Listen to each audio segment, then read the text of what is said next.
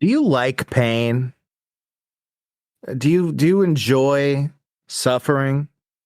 Is that why you're here? Is that why you're here, dear listener? Dear listener. Is that why you're here, to experience pain? Because I know you saw what this is about. I know what you saw what this is about. We're watching Gamer. Watching the premiere Gerard Butler flick, the first movie he's ever been in. Yeah. In 2009, same year as another movie, Crank 2. Gamer, of course, being the sequel to Crank 2, Crank 3. How could it get worse? Baby. Actually, you know what? We finished this movie. Yeah, we didn't finish Crank 2. I think, okay. I don't want to get too sidetracked talking about Crank, because I think, are we going to talk about Crank on its own episode, or do we need to do the Crank preview? Also, hi, everyone. I don't know. Welcome to Edging with Trash and Monk. Yeah, welcome to Edging. We're definitely going to be edging this entire time, furious, furiously withholding joy from ourselves to talk about this masterpiece of trash, Gamer. It really is a trashterpiece. It really is. It's straight up upsetting to watch. Yeah, both of us from the jump. Both of us were incredibly upset about having to fucking watch this movie, but you know what? We've recorded 3 episodes so far, and we've talked about Gamer, I think, in all of them. We just mentioned it. So we figured, let's fucking get this shit out of the way. Let's talk about, clearly we want to talk about Gamer because we keep talking about it. Let's get it out of your system and then keep talking about it forever. Yeah, Gamer, things need to be said about Gamer, because I feel like it's one of those things that's just completely forgotten. Crank gets held on to a little bit. But this little blemish on the history of the world just doesn't get much attention, and usually that's a good thing. But I also just want everyone to remember that this happened. That you know, your heroes like Michael C. Hall, Terry Crews, Terry Crews, fucking ludicrous, John Leguizamo. Okay, John Leguizamo has been in a lot. I know, but this is probably the worst thing that John Leguizamo. Interesting, because I think, next episode of our Christmas special, we'll be seeing John Leguizamo return in that. We will. No spoilers, of course, but never mind. I was just gonna say that, but it's better to actually just not. Yeah, let them keep them wanting more. All right, everyone. Before we get into the show, I'd like to introduce our new segment. Definitely not stolen from another podcast. This is the apology. Is that not stolen from? It's not stolen from Your Kickstarter Sucks, which is the only podcast I listen to. So if you happen to notice similarities between me stealing bits from Your Kickstarter Sucks, no, you didn't. Yeah, fucking forget about it. This is our 100% original bit, apology of the week. I'm sorry that the audio on the podcast sucks ass. It's not going to get any better, but I'm sorry about it. you should be. Okay. Yeah. So basically, let me unravel how the sausage is made a little bit. And if anyone can tell me how to do this a way that doesn't suck ass, let me know. We do this live in a Discord channel, where I am just recording the Discord output and my own microphone with OBS and fucking getting all the audio balanced and shit like that. It sucks. And we do it all in one take with zero editing, because both of us are lazy pieces of shit. So sometimes you have an episode where there's a bunch of Discord notifications in the background, and you know what? That's if you got confused by that and you check Discord, I'm sorry, but you should delete your Discord account. And also it's Monk's fault. Well, I'd like to think that we could take responsibility together for what happens on the show. No. Okay. No. And then sometimes you do an episode and you realize that you're a lot closer to the microphone than usual, and it's loud as shit for no reason, and you're much louder than Brian, and it doesn't get fixed because that would require editing the podcast. Yeah, and that's not going to happen. No. But you can blame Monk for it. You can blame the show for it. Yeah, you can actually write into our new email address, edgelordpod@gmail.com, for all of your podcast related complaints. Or if you need to edge.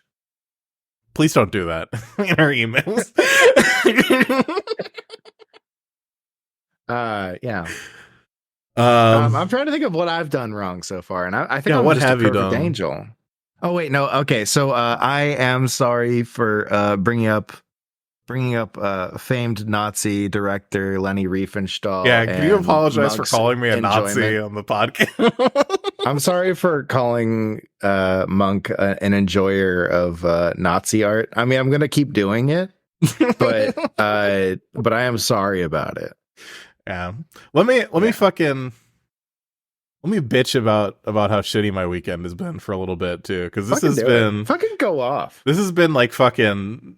So yesterday, we're recording this on December 4th. We're also like a couple of episodes like ahead. So episode 2 just came out. Episode 3 is in the bank, and this is episode 4. So this has been my fucking birthday weekend where I took 2 days off, and then purposefully ruined it by scheduling fucking Gamer in here in the middle of it. So that's been one thing. And then like there's so much fucking podcast bullshit. Like you don't know how hard my life is. There's like we're trying to get the podcast on Apple whatever. And signing into your Apple ID when you haven't done that in 11 years because you don't like overpaying for electronic garbage sucks ass. I can't get into my Apple account because I don't remember how I spelled the answer to the security questions from when I was a teenager. And now you have to suffer with that. I can't delete it either. I can't call Apple support. I can't sign in. And I just tried creating a new account, and it's like, can't do that shit. Try creating one for the podcast email. They're like, sorry, we can't create an account for you right now. That's amazing stuff. It sucks so much ass. God. And then I have this lazy fucking co-host who won't do shit. I know. All right. Well, maybe I'll actually do something, okay? Maybe. Don't hold your breath, okay? I'm holding my breath right now. I'm going to hold my breath until the podcast is over. Okay, that's good luck. Okay. I'm just imagining both of us as what's his name? Tim Robin? Tim Pool? No. Tim Pool. No, you know the guy who's dressed up like a hot dog and he's like, we're all looking for who did this. Yeah. We're all wondering. What was that show?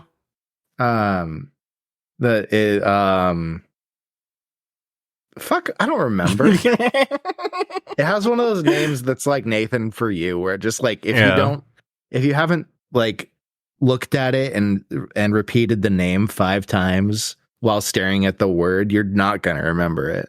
Yeah. But it's the hot dog guy show. It's the guy with the funny comedian who makes me laugh. Yeah. He's pretty funny. Okay. He's funnier than Gerard Butler at the beginning of the movie. Yes, absolutely. Gerard Butler has the charisma of a literal grain of sand. Little grain of sand. There's a lot of grain of sands in this grains of sands. That's true. In this movie. That's true. Yeah, and all of them deserved better casting. That's true. That's true. All right. Well, eventually we're gonna start fucking talking about the movie. I hate to say it. Yeah. I also hate to say it. I hate to think about it. In fact, I hate to. I hate that this demon has been unleashed on the world and infects my brain specifically. by making me think about this movie ever. I don't. It comes up. I'll just be like talking with. Oh my god! Like fucking. There's so many tropes in this that are repeated in other movies that I look at them and I'm like, that's bad. And then I'm like, it's just like Gamer. It really is like a great movie for. Sometimes you need to see a movie that's fucking terrible to notice what other movies did wrong. Mm-hmm. Yeah, and I think Gamer's pretty good at that.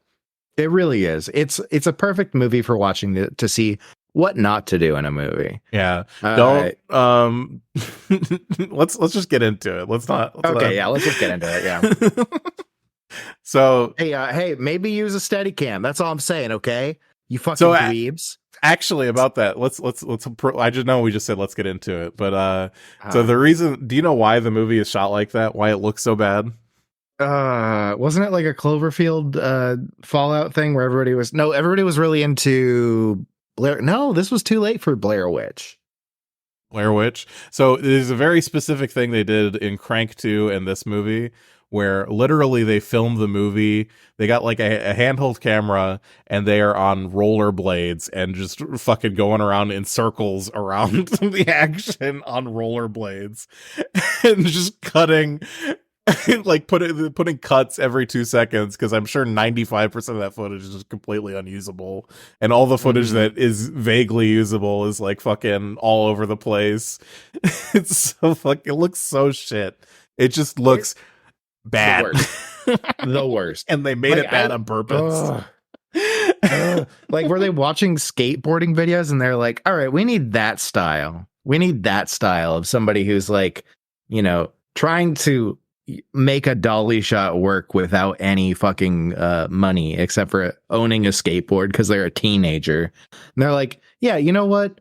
That's how we're actually going to make a movie with like funding, with a real movie. Are you sure this movie's real? I gotta let you know, everybody, this is a real movie. Are you sure? Made by people. It won award. Can you imagine being like a parent and you have like a kid who's like, I want to see the movie about video games, and you don't think about it? You take them to see Gamer in theaters. God. Also, hold on. I don't know if you're looking at the IMDb right now. Do you know what award this one? Do you know what the award they won? Cinematography. No. That'd be really funny, though. That'd be really funny. No, they got it for their trailer. Which that's gotta be like an insult to win the award for a trailer. Right? And I'm like, they put the trailer on the page, right? On the IMDb page. I'm looking at it right now. Yeah.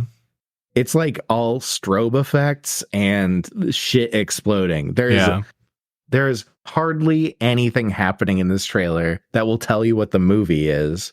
Does it have the same song at the beginning of the movie, "Sweet Dreams," the Marilyn Manson edition? No, but it does have the guy who goes, on September 4th, on September 11th, on September 11th, 2001, Gerard Butler sat his ass down and listened. So I'm watching this trailer. I can't hear anything. It sounds like a fucking. It sounds that they just called it the last great action movie of the summer. So fucking stupid. Yeah. I hate these people. I think less of everyone in this movie. Yeah. And like that.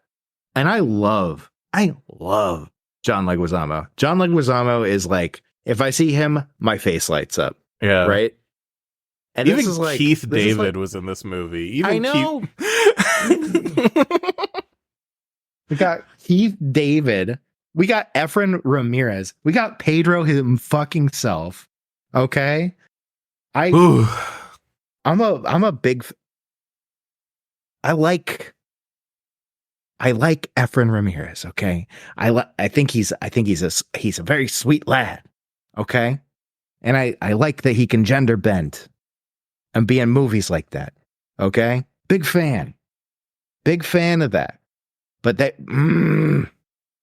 Yeah. they put him in Crank 2. Horrible. They put him in this. Horrible. The thing that gets me too is, the thing that gets me is like these movies, like clearly they found like like a style that works for the fucking losers who made this in Crank 1.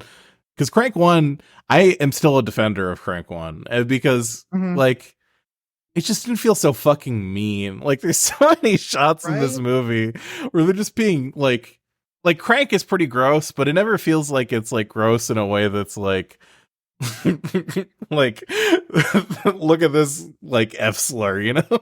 Yeah. It's not, they're not like sliding through options on a video game menu going gay, gay, gay, gay, gay. No, that one's cool. I'm just like, oh my God. Jesus. Like, yeah, like Crank 1, it feels like watching like a Guy Ritchie movie, right? Yeah. It's like, it's dumb. But like fun. Also like there's like genuinely like and Crank, this is like the big difference is I think one of the writers or directors, those two people, fucking Mark Neveldine and Brian Taylor, I think they were both dating a woman and she broke up with them after Crank 1 came out and they just never got over that. Cause like Crank 1, right? Fucking Jason Statham, he's like a big piece of shit, but he's like genuinely like nice to like his girlfriend and like is like sweet to her a little bit. And then like fucking immediately if he's a bad person. It's because he's like something horrible's happening. And it's like, oh, okay. Like it's not great. Yeah. Don't get me wrong. It's not like it's not like a feminist like iconic feminist movie, but like fucking Crank 2 opens with Jason Statham like smacking the shit out of his yeah. Like what? And this one's just like, oh my God. Do you even want to? I have the synopsis pulled up. I really do we want to go through this shit? Do we really want to like describe what the movie is like in a linear order? I guess we should. I guess we should like at least go through and like do like a little bit of a give people an idea of what's happening. So yeah, you want me to do it? Because I've got notes. You got a lot more notes. I've just got if you're missing something in the notes, I'll fill in with the IMDb synopsis. Okay. All right. We open up. We're in a city. It's like, oh, look at this city. Oh, look at this city. There's ads everywhere for Slayers. The name of this game. It's like, okay. Somebody watched fucking Halo. Also, Marilyn Manson is going, yeah, and it's just like, okay, so you got Marilyn Manson doing Sweet Dreams, which is like the most like sleazy, nasty sounding song ever. I mean, even before people found out what a piece of shit Marilyn Manson was, like officially, like you hear that song, you go, yeah. Ew.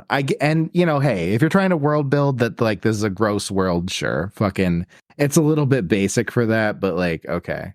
This is not not the last time we'll be hearing this song on Edgelord podcast, by the way. There's a lot of movies that use this fucking cover. It's really popular. It's like fucking it's to movies like what's it called? The 9 Inch Nails covered by what's his fucking name? Johnny Cash. Johnny Cash. Johnny Cash covering Hurt.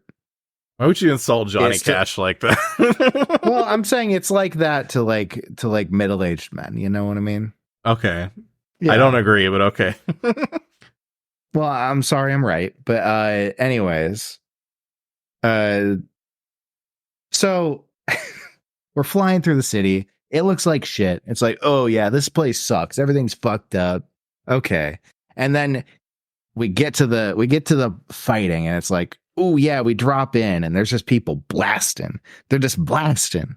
They got their guns rattling off rounds. People's bodies are exploding. And it's like, oh wow, cool action. Wow. Yeah, and it looks like shit because they filmed it like shit. Yep. It looks like somebody was skating around in circles around Gerard Butler while this is happening. It's cutting every like 1 second. It legitimately hurts to watch. Yeah. There's All so the many color grading explosions and is flashing light. Yeah, the worst. color grading's magnificently bad. And so you're watching this, and it's like, what were they trying to do? What exactly were they trying to do here? Were they trying to make it look like a comic book in the most like head and ass way possible? Trying to show you that war is hell. Like, it's gritty. Okay, got it. It's gritty. Thanks. And then they cut to like a media place. They're like, oh, look, it's the news. And so they go to the news place, and the news place is full of news people, including dollar store Rob Schneider, who I don't think we see him again. I think we just made note of it. He comes around. He's around. He does come around. Movie. Okay. He's a little sidekick of the main media who's running around. To put it in cyberpunk terms, this is in the cyberpunk a cyberpunk kind of universe, and that's kind of the thing, right? I'm sorry. Use cyberpunk terms like media to describe it, right? I'm sorry to go off the rails real quick. Go for it. When I'm looking at the fucking gamer IMDb page still, and it's on a user list called God Awful Movie. It's so bad. What else is on this? Geostorm, Gods of Egypt, The Reaping. Oh man, that maybe this one looks like maybe we should put it on the list for the. Yeah, there's some movies probably on that website that would fit for what we're doing here for the thesis. Oh yeah, that's right. Oh, I forgot that some years from this last moment. The movie opens, so Blade opens with just present day, which is pretty good, but it even says it in the IMDb synopsis. It's like there's like the title card for this movie flashes up and it says some years in the future from this exact moment. Yeah, and it's like, what? Like, can you just not write an essay to say soon? So a time, a year from now. Eventually from now. And I had my notes slid a little bit. So hold on. A couple little things.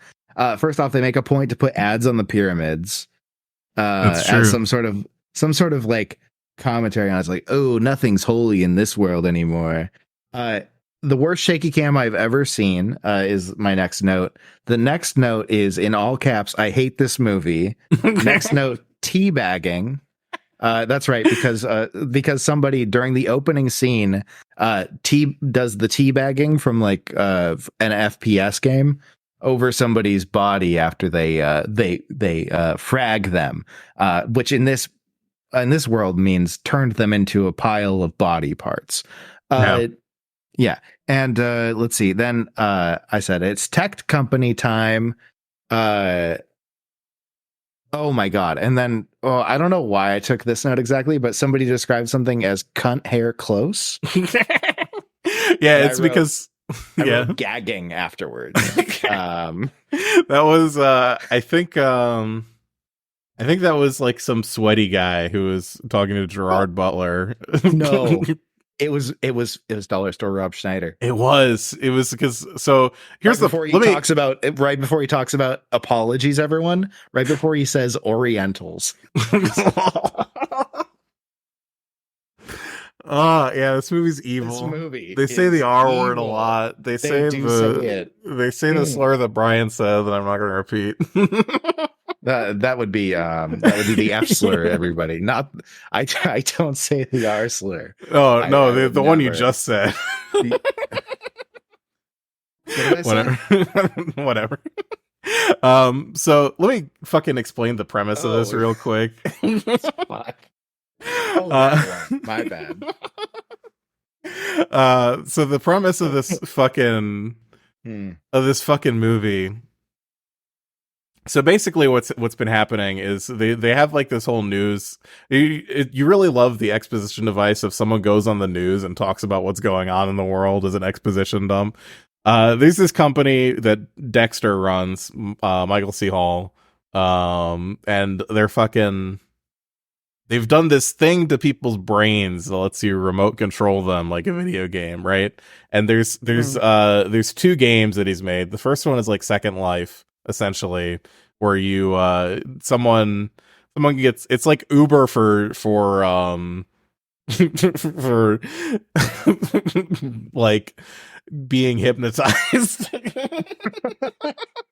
Where someone takes control of your body and runs around doing horny shit in like this city area, and you get paid for that, and people are doing that shit. And they have this new game, which is what the movie opened on, that Gerard Butler is in, called Slayers, where Gerard Butler, who's his character's fucking called Cable with a K, and it's fucking stupid, but I'm gonna keep calling him Gerard Butler because it's dumb. I'm gonna call him Cable because I think it's really stupid. I'm gonna talk about Cable a lot because it's evil. Oh. It's an evil to call somebody that. Yeah. The fucking Cable is like a death row inmate. And so is everyone in Slayers, and like the idea is you have to survive 30 sessions in Slayers where it's like a first person shooter, but there's real people that you're controlling.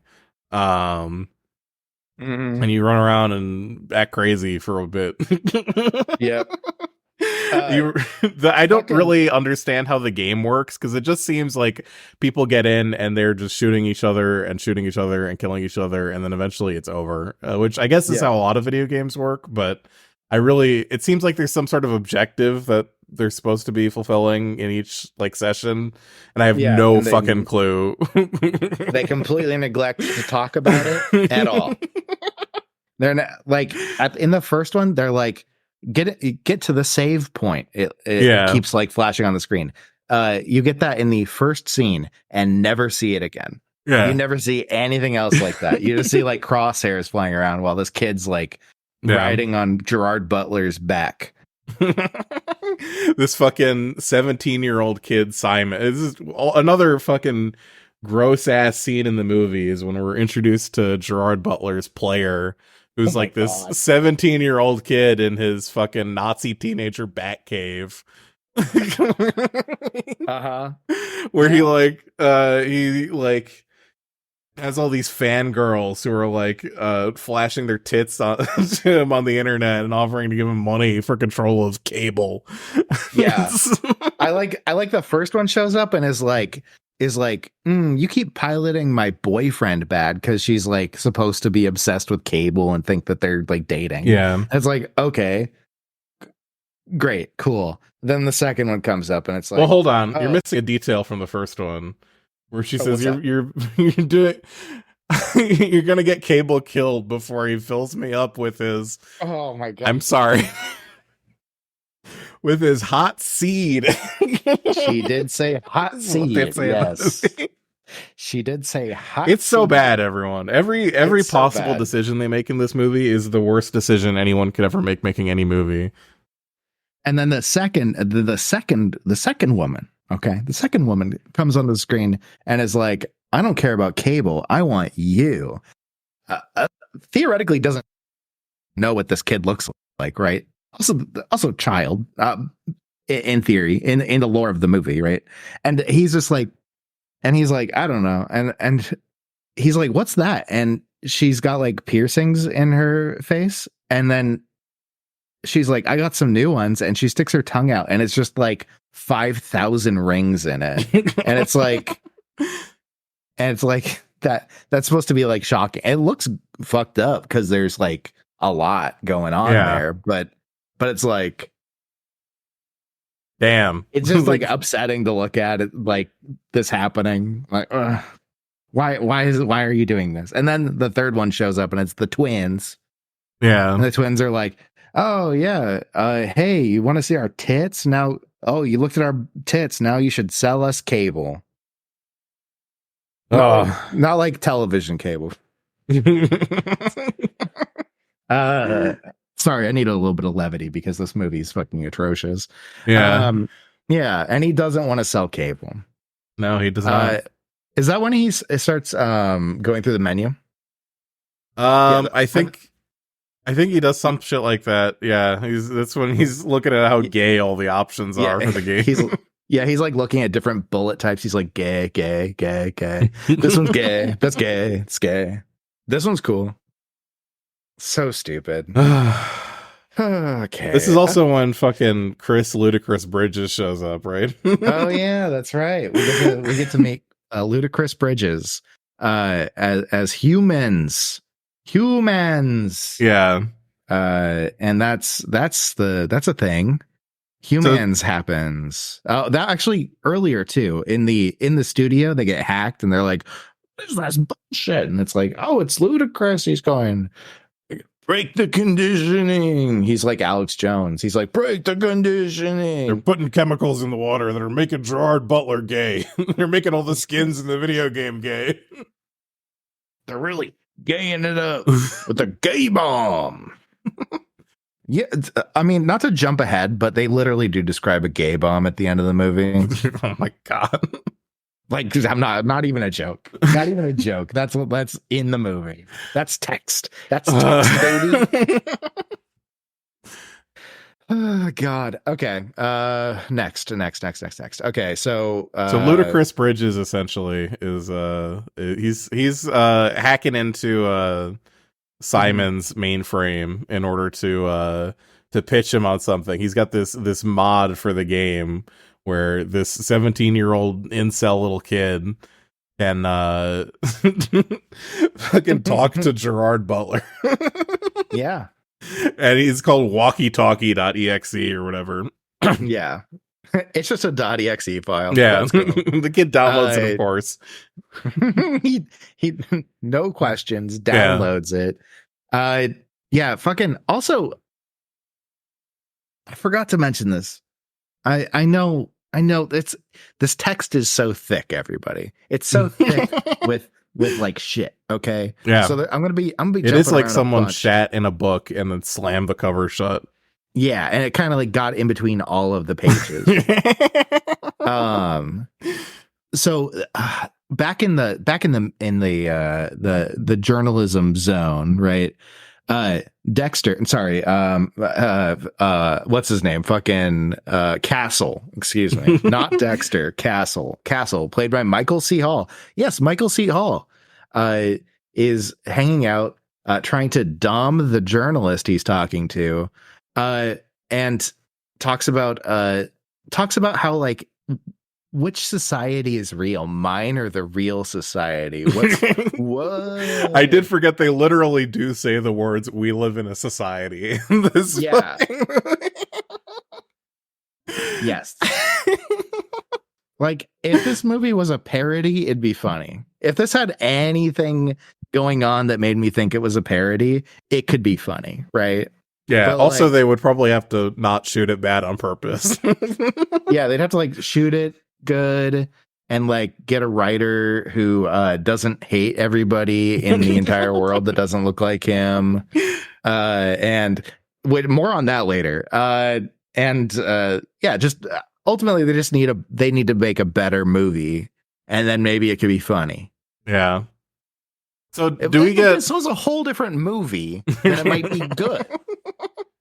Is this speaking of hating people? Is this when's the AGP scene? Is that next or is that later on? Yeah, actually, the AGP scene, the first AGP scene, one of many. Oh God, yeah. There's a beautiful moment. You know, you get to meet Gerard Butler's wife, Cable's wife, and I can't remember her name. I think it gets said like 2 times. Like Angie. Angie, thank you. Yeah. So Angie works. To tell you this doesn't pass the Bechdel test. So Angie works in society, and works in the society. She works in the. I hate this fucking movie so much, Monk. Monk, this movie. causes so much psychic pain. Yeah. Oh, Yeah. we'll get through this, folks. We'll get through this, okay? Yeah. So Angie is standing there with her hand out, and it's full of seeds. And there's a bird eating the seeds, and the bird flickers out of existence as she gets taken over by a. How do I describe this character? How do I describe this character without giving in to the hateful framing that this movie? I don't think you can. I don't think it's possible. Okay, so a character behind the scenes is he's Angie's player. He's very large. Angie's player. He's very large. You Don't never dance see him get out around of his it. chair. Don't fucking dance around it. He's very fat. That's like the whole thing. Yeah. He's very fat. It's not just that he's very they fat. Want you to look at him as like that. That's yeah. Like important he's to the literally movie. like they do like all these close-ups of like his lips and like he's like drooling and he's got this like plate full of waffles. He's like slathering like in a big bowl of syrup and then eating with his hands. Like it's gross. It's fucking like they shoot it in the grossest fucking way possible. It's like, you remember Pearl from Blade, everyone? Yeah. Remember Pearl from Blade? This is like Pearl from Blade, but if they were like, this is like, first off, like a regular human, not like a monster in another universe. This is a regular human who is also, in a lot of ways, there's a lot of other things about this character that are that get kind of roped into this kind of ball of what I believe the movie is trying to point out as like, this is what degeneracy looks like. This is a Nazi movie. This is like unironically, this is a fucking Nazi movie. This movie is like, could have been directed by Leni Riefenstahl. But this time Monk doesn't like it, so I don't know. It would have been better if it was written by Leni Riefenstahl, because then it would have like probably had some good cinematography. Yeah, they would have held the camera steady. Oh God. So yeah, this character is doing that, and then he like takes on Angie's form, and then Angie goes walking around trying to and the bird flickers and disappears because the bird doesn't exist. It's digital. There's no reason. It's never explained. There's nothing going on there. There's just a digital bird on her hand that disappears. No, I don't know. I don't know why doesn't make any sense. So she goes and walks off, and there's this guy wearing a pig nose. And they just start like flirting, and then it's like, wanna fuck, big boy, and they go and fuck. But like, also that character, the pig nose guy, I think it is also inferred that he is being ridden by a woman.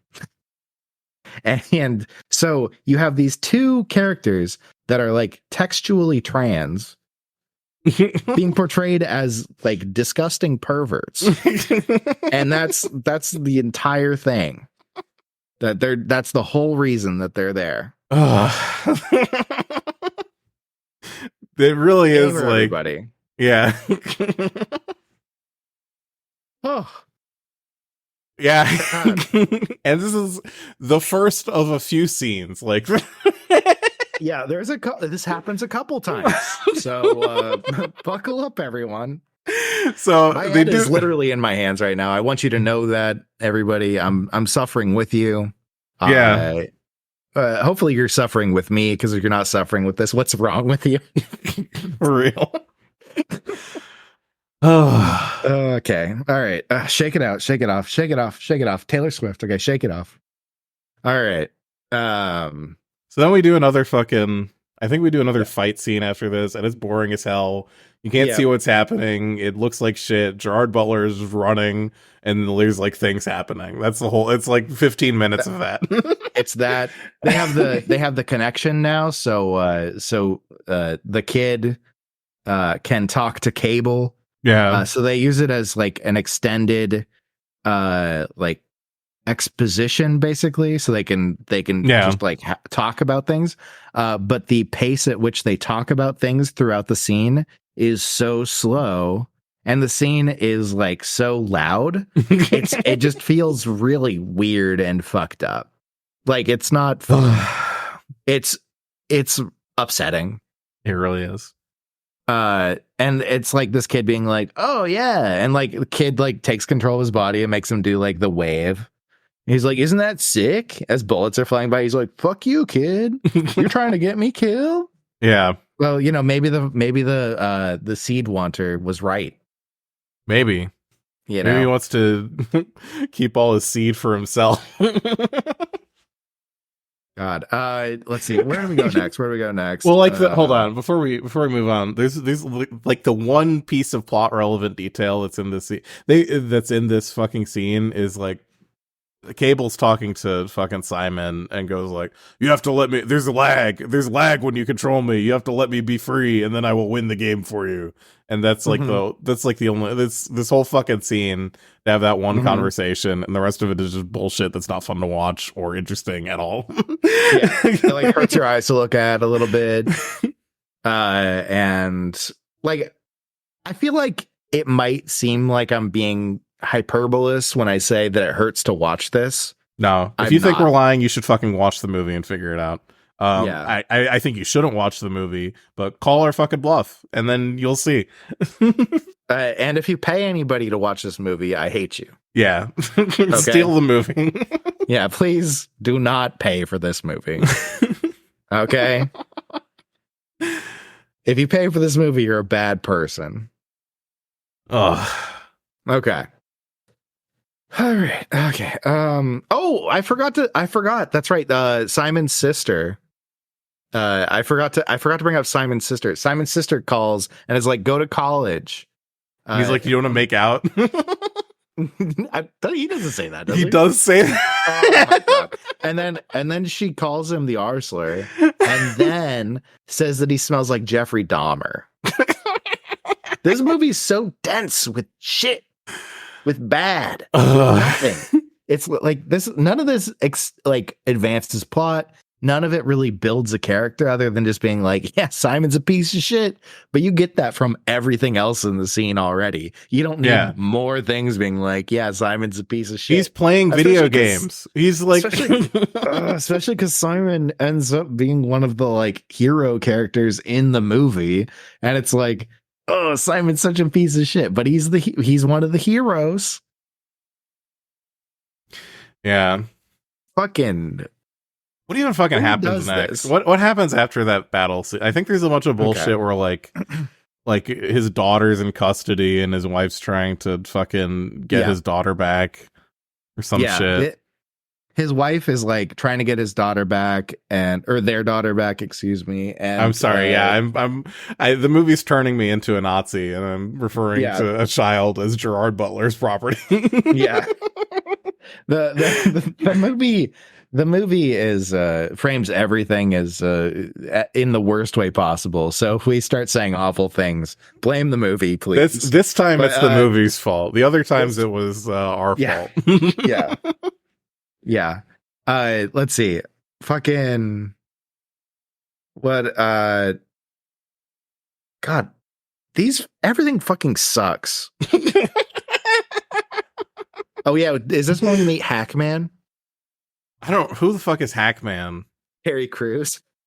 Oh yeah, because there's the other guy that fucking. So Dexter's fucking nervous as hell because he doesn't want Gerard Butler to win and be set free.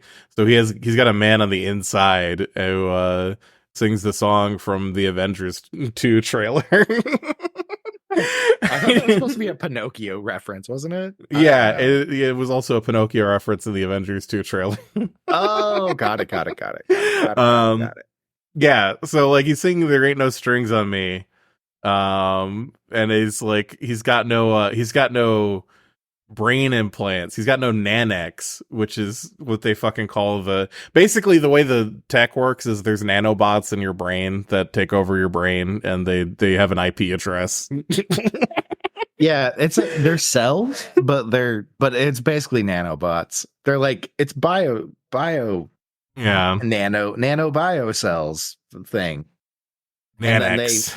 nanics because But Terry Crews doesn't have that, or he has yeah. it, but it's not being used. He's Yeah. like fucking. He's free to do whatever, and he walks up to Gerard Butler and is like, "Check it out! I just killed someone. Look at my bloody hands!" And You want to starts see singing. a dead body?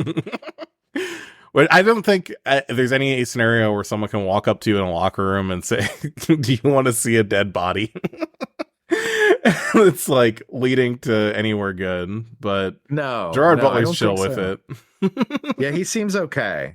Yeah, until he says Which- something about fucking Yeah, everyone, killing his yeah. property. Yeah. I'm gonna visit your family. Like, oh, you're gonna damage my property? Well, I'm going to castle my doctrine. Stand into my granddad. And then he goes and chases him, but Hackman has disappeared. He's disappeared into the shadows somehow. Yeah. Also, they describe upgrades at some point in this movie. There's so much that's just not really like delved into at any level. There's all this lore about like the different fucking like gadgets and shit the kid is buying for Gerard Butler, and all of it sucks and makes no impact. So I'm not talking about any of it. Yeah, all of those gadgets are gay and aren't, and he doesn't buy them. He buys like one. It's the kid who calls it gay. I'm just quoting the movie. You're gonna quote some of the other words from the movie. I mean, some of them probably, but there's also like we completely forgot about the white dude who says the N-word. Yo, how did I miss that? Where did that happen? You'll have to watch the movie again to figure it out. I don't think I'm going to do that. Okay. Gerard needs to get drunk. Yeah. He's like getting help on the outside. Somebody goes and like steals his blood and hands him a picture of his daughter, and it's like, can you sign something for my kid? And he's like, yeah, sure. And then gets his hand stabbed, and he's like, what the fuck? And it's like, I need your blood to prove it's real. I was like, all right, whatever. That won't come back to be anything later. Just kidding. That's actually one thing that actually will end up being in the movie later. But he does say that he needs one thing. He needs to get drunk. And so he gets a bunch of liquor in his like equipment cabinet. Somebody smuggled it in there for him. And he's getting ready to go out. And this is after he's been like, I've been cut free. I can like work on my own a little bit. Yeah. He's drunk he's like, this is his first time free, and he's drunk off his ass from drinking like a whole fucking handle of vodka. And he's like, what's fucking happening to me? And the kid's like, bro, you're drunk. You drank a liter of vodka. And then he goes running out into this like pile of concrete and is just like rolling around on the ground. Like a goddamn bug. So relatable. Yeah. Been there. But fucking he's like, okay, I'm on a mission, and so he starts running. You're trying to figure out where he's going, right? Ends up in a parking garage and just kind of like following around in a parking garage. Goes up to a car, opens up the tank, pukes into the gas tank so he can fill it up with ethanol. Pisses in the gas tank, which isn't going to have any ethanol in it. I don't know why he did that. Because he's drunk. Because he's drunk and has to piss, I guess. And then let's see. Somebody was saying that they wanted him to fuck the car, which would have made the movie better. Yeah. That would have been funny. I would have at least laughed. A little bit. Not a lot. Chuckle. I don't And think I would have chuckled. You wouldn't have chuckled? No. I think if you It would've fuck the been pretty car, crank, I too. think fucking the car in the gas tank is the wrong place to. If you were gonna fuck a car, where Tailpipe. would you fuck it? Tailpipe? Yeah, that's what I'm no, thinking. no, me? Yeah. No, Where would there'd you be a fuck the small, car? There'd be a small port on the seat, like in the Chuck Tingle novel. I fucked my millionaire jet plane boyfriend. Yeah. There'd be a small port in the side of the seat. Yeah. That looks kind of like a beehole. That'd be the spot. Do you do like any foreplay with the car? I mean, he's in a hurry. Fair enough. Yeah, come on now. That wouldn't be realistic to the movie, okay? I guess there is a pressure because also fucking Hackman or whatever is right on his ass right as he fills up the car with his piss. Yeah, Hackman jumps on the side of the car, and is trying to shoot him. He's like, and just like screaming. So you just see like Terry Crews like screaming and looking angry on the side of this car, which is like most of what you see from Terry Crews for the rest of the movie is him being like flexing, like flexing and like greased up and looking like he's like trying to kill, except for one scene, and we'll get to that scene. But yeah, so he's right on the side of the car. They get out of there. Terry Crews gets like smashed into a wall, but is fine for some reason. And Gerard gets away. A cruise missile comes to blow him up. Because apparently that's what happens if you flee the thing, right? They shoot cruise missiles at you. They shoot Terry Crews missiles at you? Terry Crews missiles at you. And and then everyone's like, Gerard Butler died. Cable's dead. No. They have like sad. this big billboard with him with angel wings, and he's into this tactical gear. Yeah, it's fucking. Ooh. And that part was a little bit funny. I'll give that one. I'll give them that one. A little bit funny. Tactical Cable with angel wings has a whiff of comedy to it.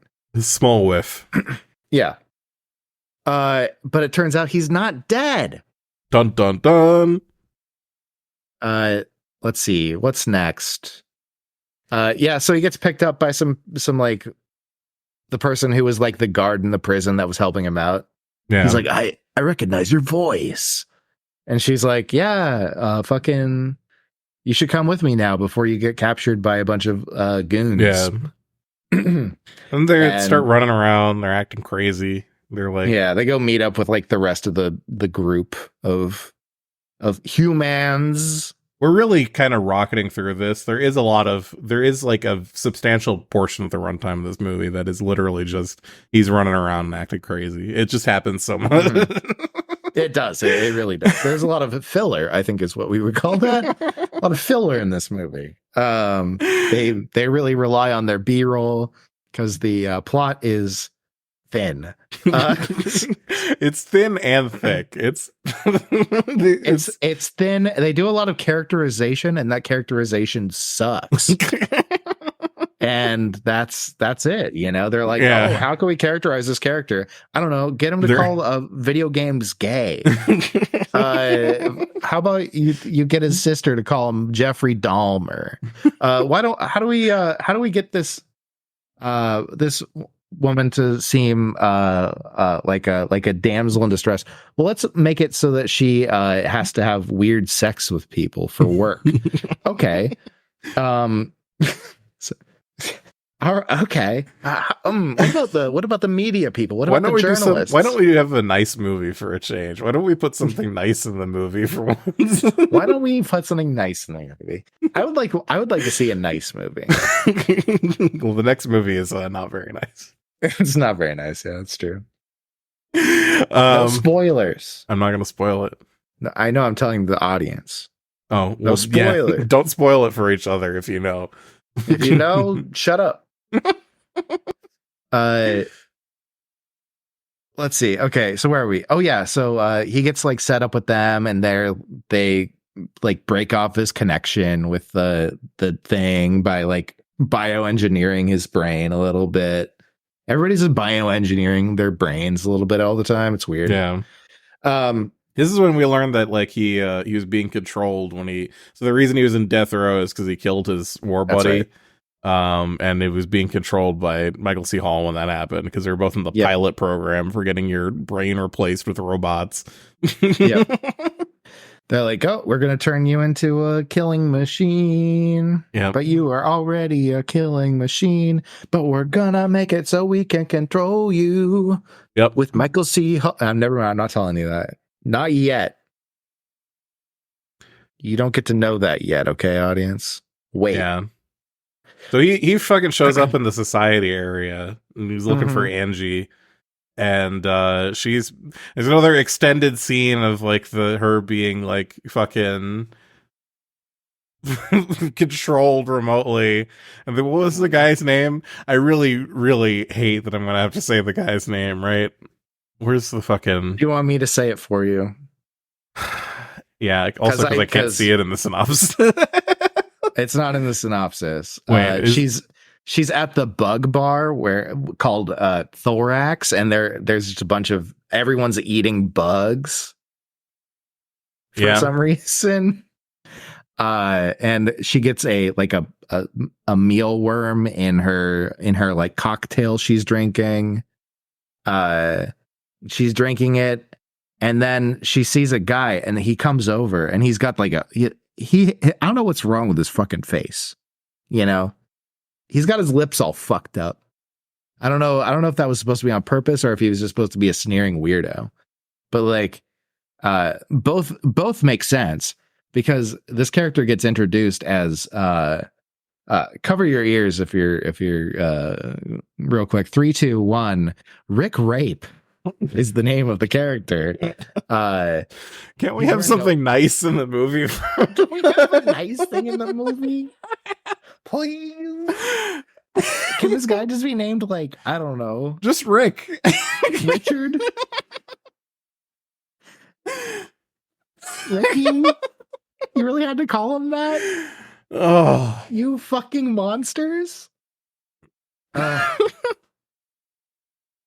Anyways, so Rick is like pulling on his latex suit and snapping it and shit and she's like, weren't you banned from here for being like a bad boy? And he was like, I was a bad boy, but I'm good now. And it's like, and so, you know, she goes with him back to an apartment to go and, you know, I don't know. She just like lays on the floor and is like, fuck me. And it's like, okay, I mean, hey, that's life in society, okay? Yeah. But we do live in a society. We do live in a society. But as he's about to go and unload a load, fucking he gets yoinked backwards by none other than Cable. Cable picks him up and breaks his back. This guy who ostensibly is just being controlled. Yeah. Yeah. And this is also, that is interesting that you bring that up because he like Gérard Butler has for the entire previous runtime of the movie like they've made a point to go like, look at how fucked up it is that these innocent people are getting killed for this game or whatever. Right. And like he sees Freak out there. Yeah. Like Freak, played by John Leguizamo, gets killed in one of the like previous fights, right? Yeah. He's like walking around sweeping. Because there's people who just I don't know why this is in the movie, but there's just people who are like supposed to be like bystanders, NPC bystanders walking around doing random tasks in the fucking background while they're fighting, and these people just get shot all the time. And Cable's so sad about it. Yeah, John Leguizamo is like doing that, and he has no control over what he's doing. He's just like on autopilot sweeping a battlefield, and yeah, fucking Cable looks over, sees him, sees another person, another like fighter, an icon as they're called. Hold on, I need to hold my head for a second after that one. Are they called icons because, well, number one, because it's an avatar, but also because they're convicts? Yes, absolutely. Yeah. Yep. It's I-con. Ugh. Yeah. Okay. So another icon runs up behind Freak, and Freak gets shot a bunch of times because this icon was using him as cover, and then just runs away. And Gerard Butler's looking, sees him, dies, and just like looks down and goes, ugh. That's how I felt watching the movie. This Gerard Butler guy. Same, but this is like the weird guy that this is like, in Oblivion, you got that guy that follows you around if you work at the arena. Yeah. The like fan, your number one fan. Freak is like his number one fan in the pit. And he just sees him die and he just like looks down and he's like, fuck. And then gets back up and starts going again. Like that's the depth of emotional sadness that he has for seeing this guy he's known for months, who he talks to like every day, it seems like, just die pointlessly in front of him. And he's like, okay, I'm fine. Yeah. I'm like, you know the tagline why of the movie? bother? Yeah, I do. Hold on. Fucking tell me. In the near future, you don't live to play. You'll play to live.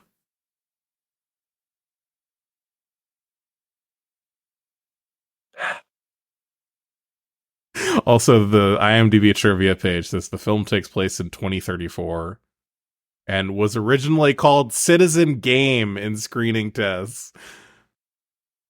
They really thought they were onto something, huh? So compare this movie to Citizen Kane is psychotic. Yeah. You know what we should be comparing to Citizen Kane is the movie with Seth Rogen where Rosebud is a strain of weed. Oh, wait. Yeah, that's right. Rosebud. That would be tits.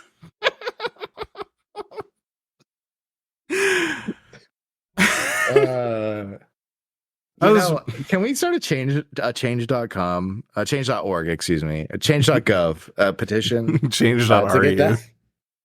Change.ru petition to get untitled Seth Rogen with massive tits movie made. It's not untitled. It's called Who's That Knocking on the Capitol Records Building? Oh, okay, there we go. Yeah, that's right. Yeah, that should happen. But yeah, fuck yeah. We're going back to the same bits because we need to be comforted because this movie is... This is a traumatic movie, okay? I think I've had to watch this at least 2 times. I might have watched it once before too, but... I think you have. I think because with the first time I watched it, you were there and you were like, yeah, I remember this movie being shitty. Oh, God. All right. Centering myself. We're at the fuck club. Oh, wait, no, okay. Rick has died. I'm not saying his full name again. Fucking Hackman is back again. And he's like fucking chasing Gerard Butler around. And they're acting crazy and they fight a little bit. They fight a little bit. He shoots fucking Gerard Butler. This is essential. This is an essential scene to me, okay? Because Gerard Butler recognizes that his wife is being ridden at the moment, right? That she is under control, remote control. And he's like, fuck, well, come with me. And so he starts leading her down the hallway. And then Hackman shows up and just blasts him in the chest with a thing, right? And he's like, fuck. And I don't know. Hackman has some fucking line, some shitty little one-liner. He's like, nice to see you, buddy, or some bullshit like that.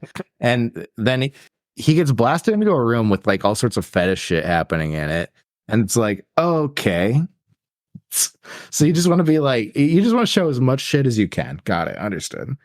This is like, this movie's so fucking weird. They're just like, let's show as much shit that we can gawk at as possible. So he gets back up and he goes down to try and catch up, right? Meanwhile, fucking Hackman and Angie are in the elevator, and another 2 people get into the elevator to go down with them and are just making out in the elevator while they're standing on either side. And Hackman pulls out a knife And Angie being ridden by this guy is like, yeah, do it. Fucking do it. And Hackman just kills these two people in front of him. And then the guy riding Angie just like comes. Like he's just in his home coming, seeing Is that the this. last we see of him in the movie, or does Gerard Butler find him and kill him?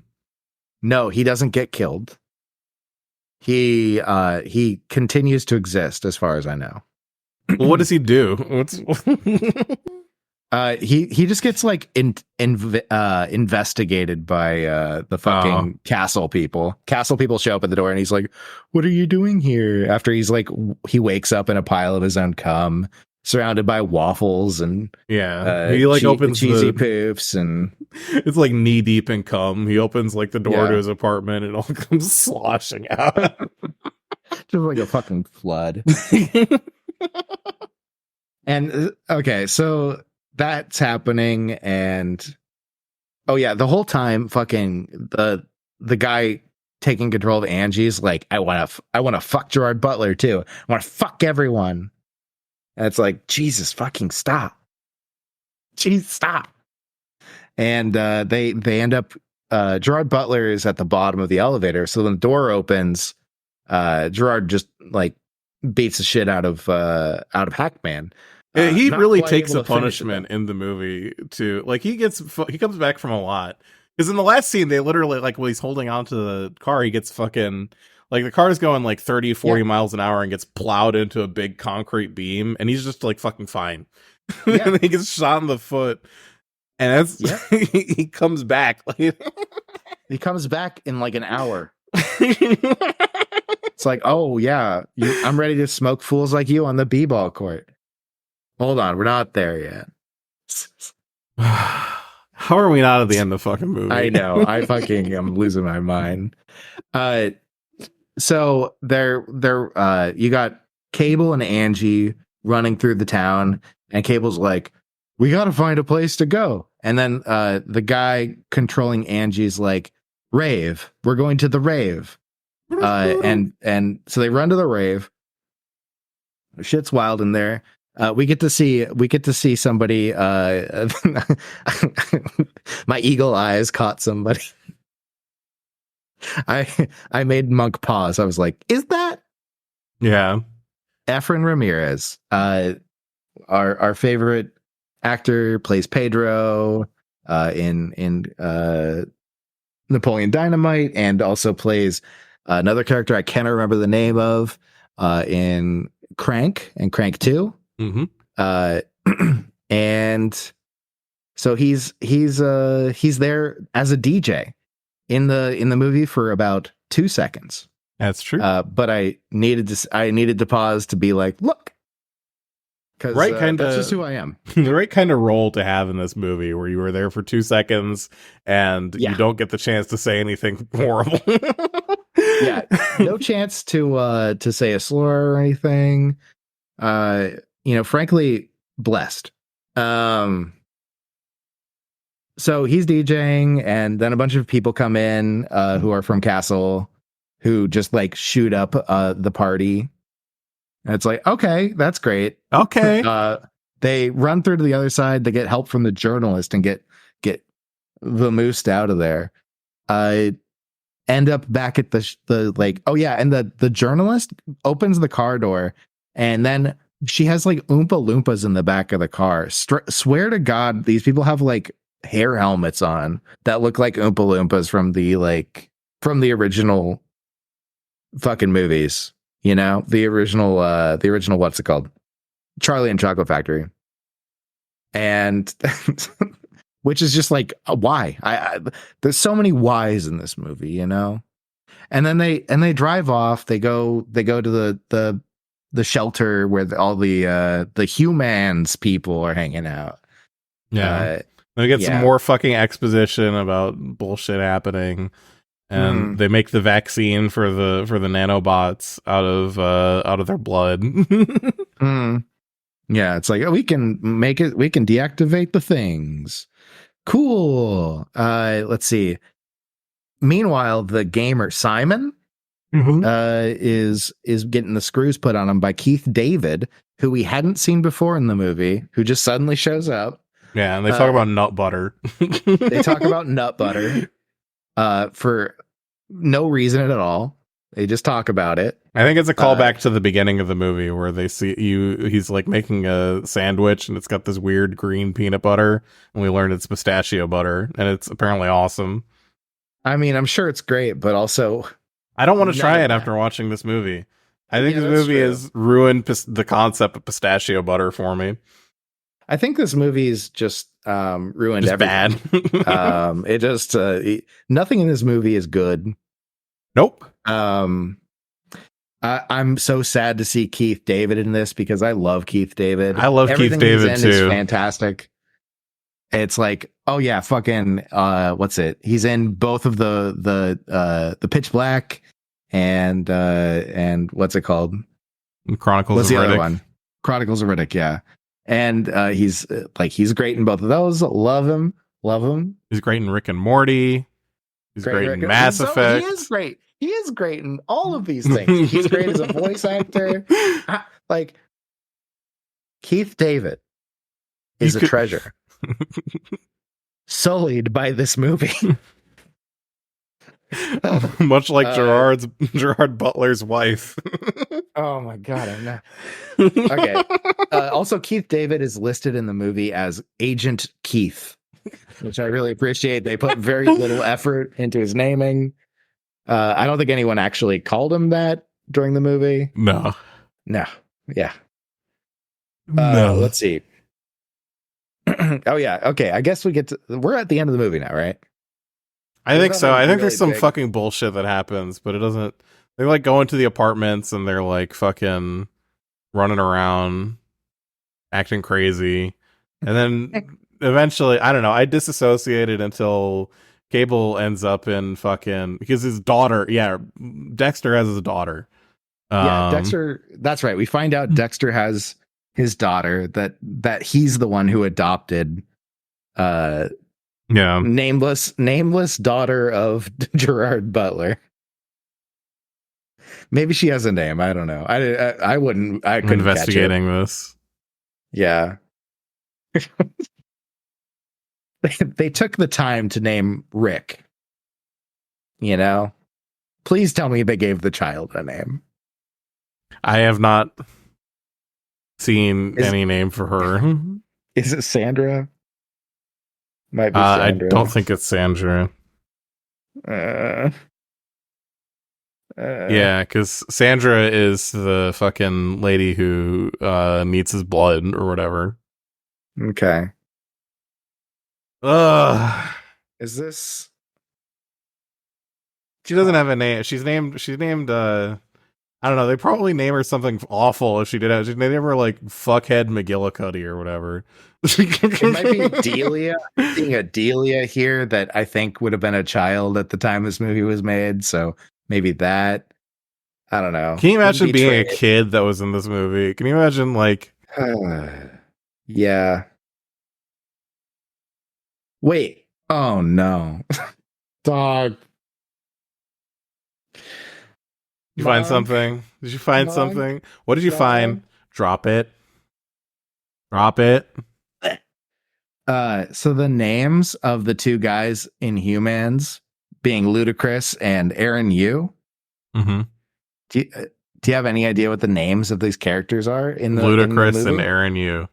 No, they're Human's brother and Human's dude. Have these people been blacklisted in Hollywood? Let me look at what the fuck did Mark Neveldine make after this? I don't know. All Nothing. I know is he wrote a character named Rick. He made Jonah Hex. Ew. I heard that was bad. This looks really bad. Had John Malkovich in it. Damn, these people got some fucking people to be in their movies somehow. Yeah. Who are these fail sons that are making shit like this? Jesus Christ. Don't collect your fail sons, Hollywood. Get them out of here. Yeah. Okay. All right. Centering myself, becoming comfortable again. Why is there a character named Sticky Muffin with two Ks? Why? Why? Why? Is Sticky Muffin one of the fucking chicks? Must be. There's also Monk. Yeah. Monk. Oh, I forgot that there's the twins that the incel teenager was talking to in his bat cave were named cum dumpsters. No, I remember that from the movie. Yeah, they are cum dumpster. I didn't say anything because I didn't want to. I didn't want to think about it. I didn't say anything. Another one of those kids. I don't know which one. Another one of those kids is called To Catch a Predator with a K for the catch. Sticky Muffin must be the third one, or maybe the sister. Oh God, I hate this. I hope these people go to prison. Something horrible happened to allow this to be made. Okay. We're on at the home stretch. Castle's Castle. A little bit more.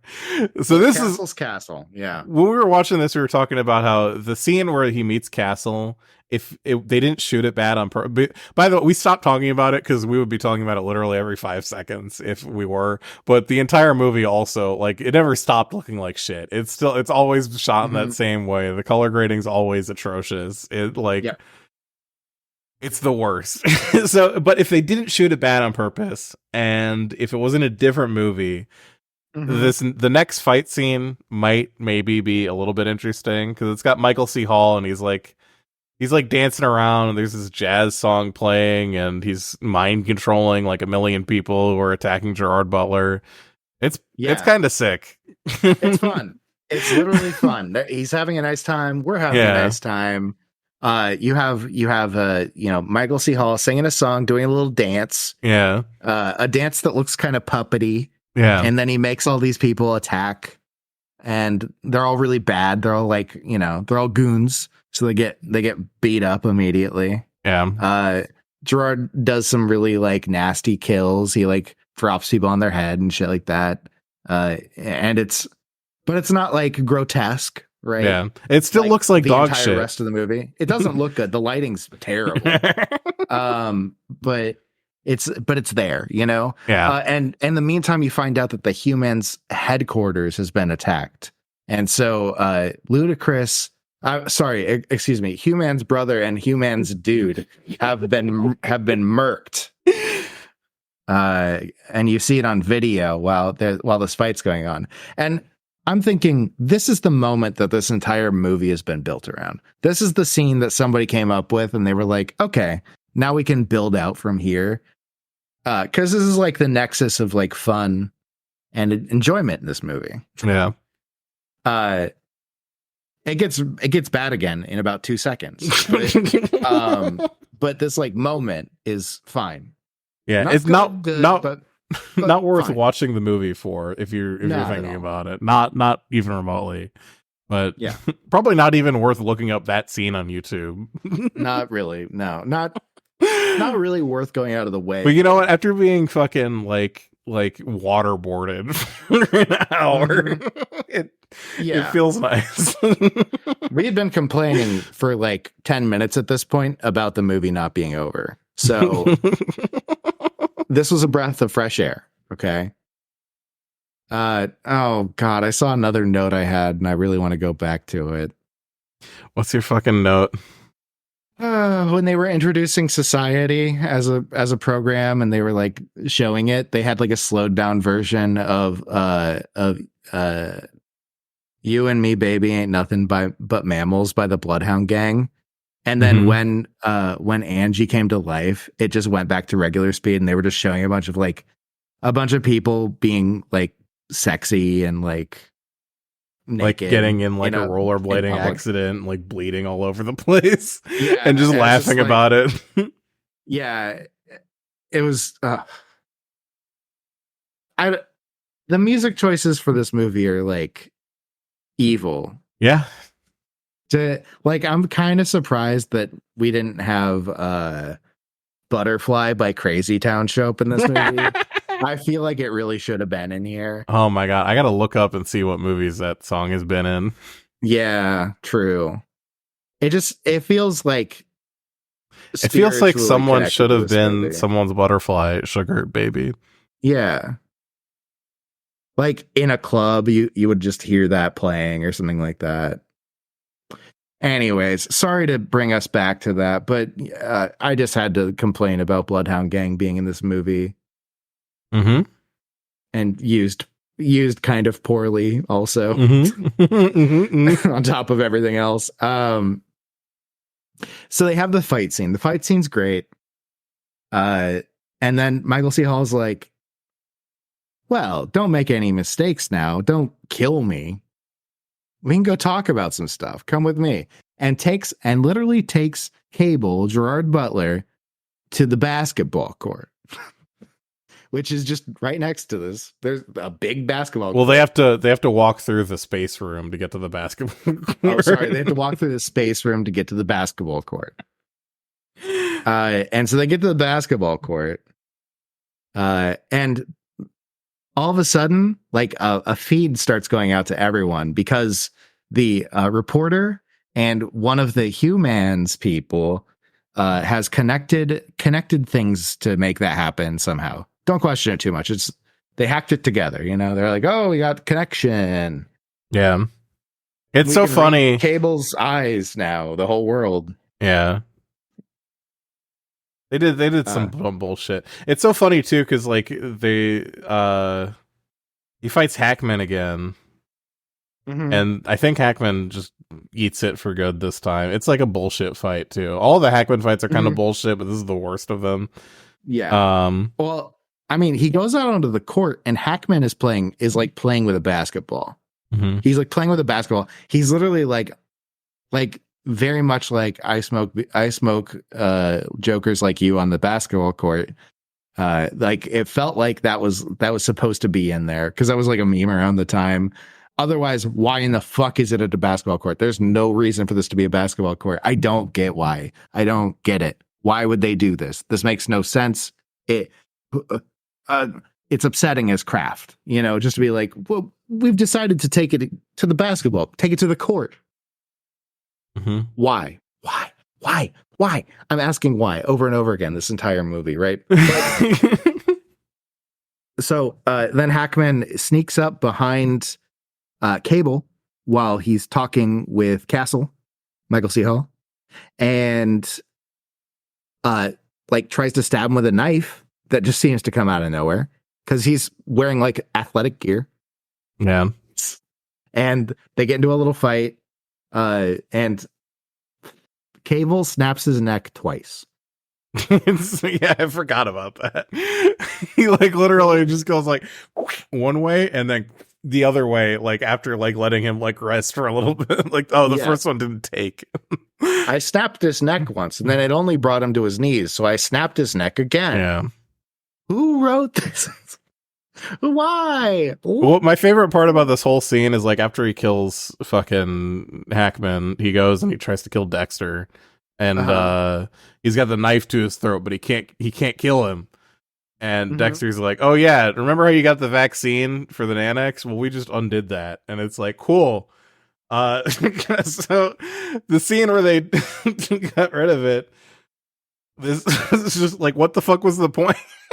Yeah, we had all this exposition about how we're going to be able to stop anyone from being able to control you, and it's like, oh, you're able JK. to be controlled again.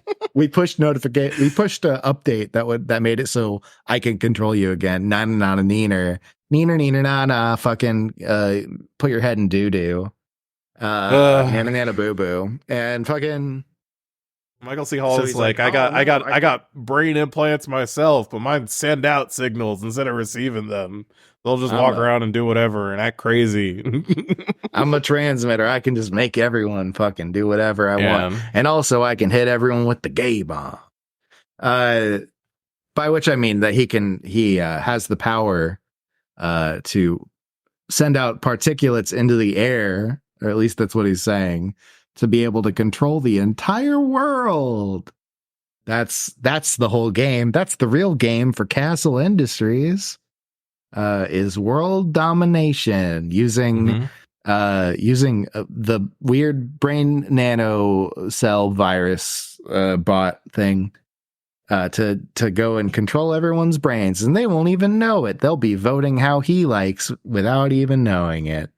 And it's like, okay, cool, dog.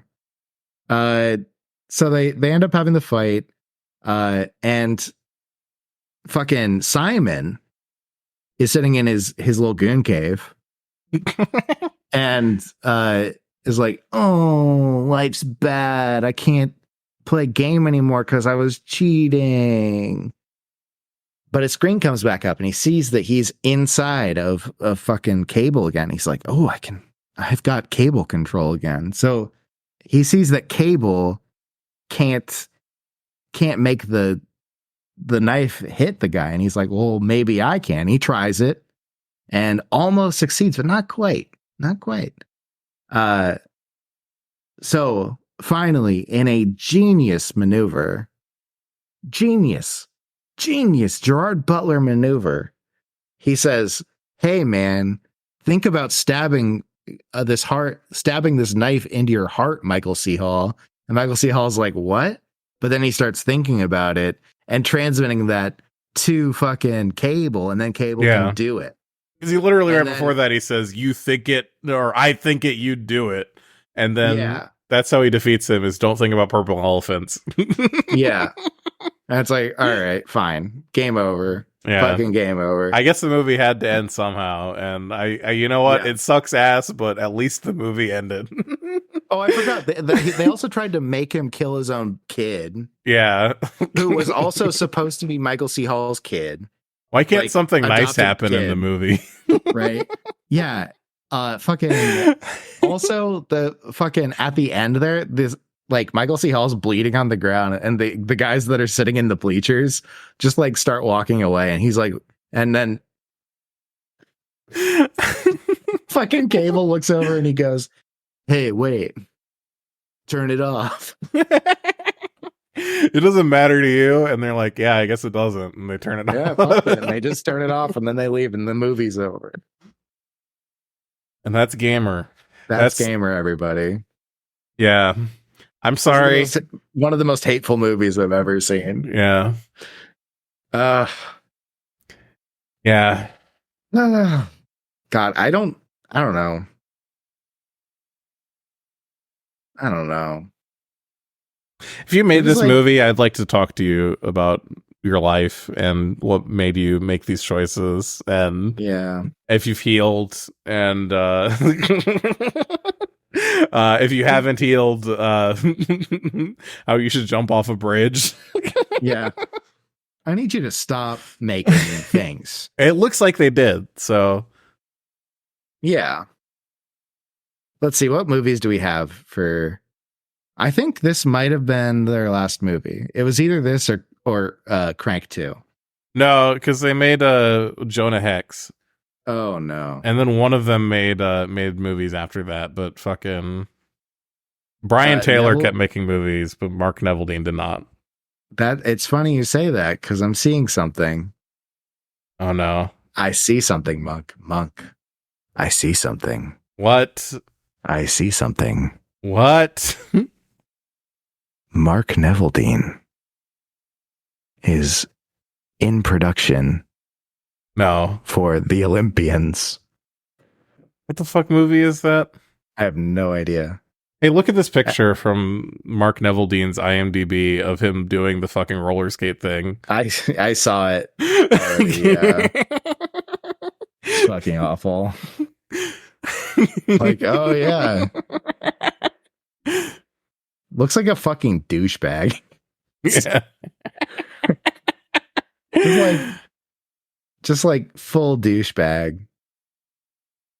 Oh yeah, he's in Crank, I think, briefly.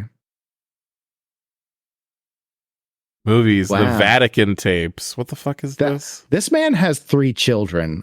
Save them. Save them. Let's see. Okay. And then what about the other dumbass who made these Brian movies? Taylor. Brian Taylor seems like he's just fucking. He never quit.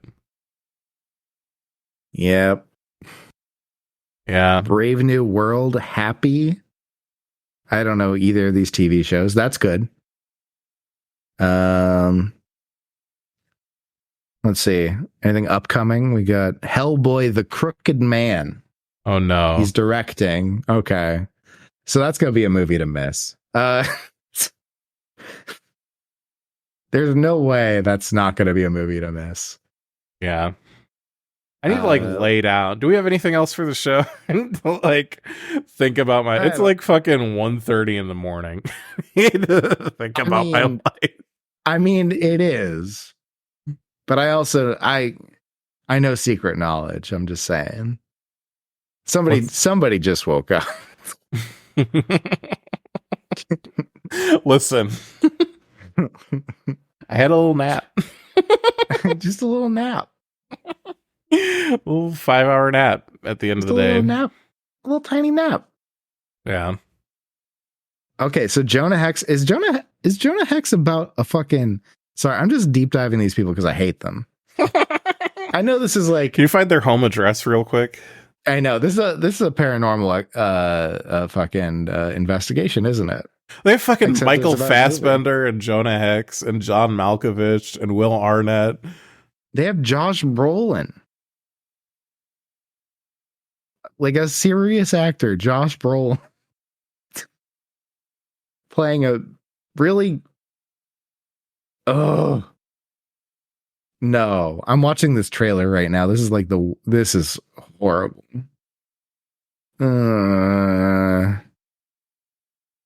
Yep. Okay. We should just wrap it up. Hey, everybody! Fuck that movie. Fuck that movie, Brian. You got anything in the mailbag? Let me check real quick. Okay. Hold on. Let's see. That's right. It doesn't pick up the sounds unless I do the thing.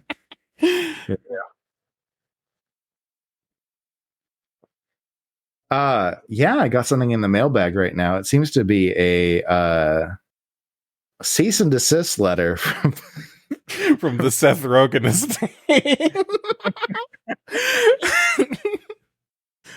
We will not be complying with that.